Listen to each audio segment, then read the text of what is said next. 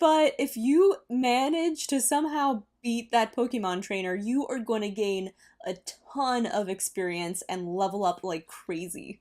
The fourth lesson is that the older you get, the harder the challenges. Have you ever gone back through old towns in the Pokemon games and found yourself able to completely annihilate any wild Pokemon that you came across? It was such an odd experience because the first time you went through there, it was a bit of a challenge, and now it's like nothing. What was once difficult is now easy because you've leveled up a lot since then, and as you were leveling up throughout the game, so were your challenges. Remember when you were younger and your biggest worry was homework and not embarrassing yourself in front of your crush? Or even earlier, when picking the perfect crayon color was the biggest battle you would face all day?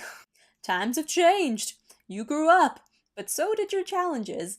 Now there are bills to pay and other worries of adulthood that would make your past challenges seem like nothing.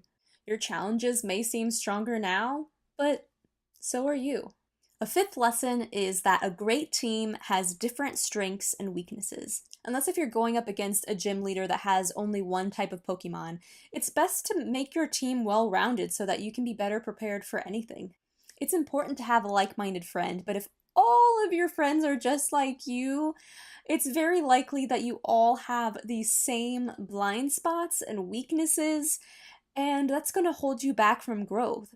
It's actually really good to have friends who are different from each other, have different personality types, because that is what challenges us and helps us to grow. They help us see our blind spots, and where one is weak, the other is strong.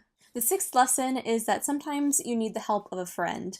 There were some Pokemon that you could only get by trading with a friend who had the other game.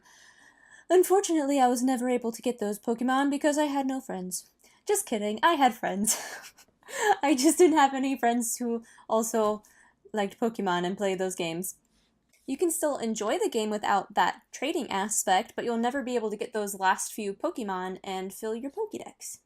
In life, there are many things that you can grow in on your own, but there are some things that you'll never fully be able to understand or learn without relationships, connections, interactions with other people. Some of the greatest lessons that I've learned and growth that I've seen in my life has happened because of an interaction that I had with a friend.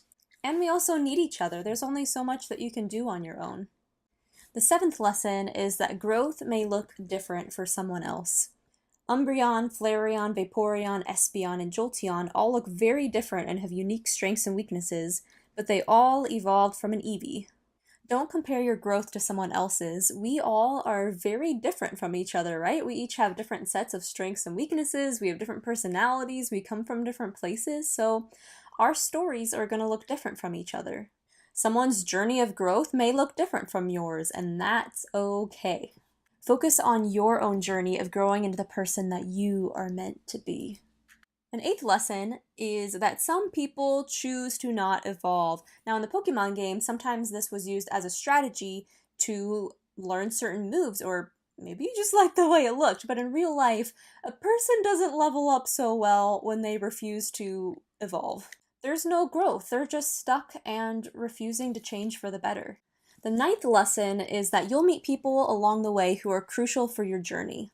In the Pokemon games, you have to make sure to talk to certain people along the way because some of them have important items and Pokemon and lessons to give you, some of which are crucial for your journey, such as the hidden machines of Flash, Cut, and Surf. In real life, we also meet those who benefit our lives greatly, such as teachers, parents, mentors, friends, role models, who influence us, teach us, guide us, inspire us, give to us, or impact us in a way that helps us to become the best version of ourselves or push us forward in our journey.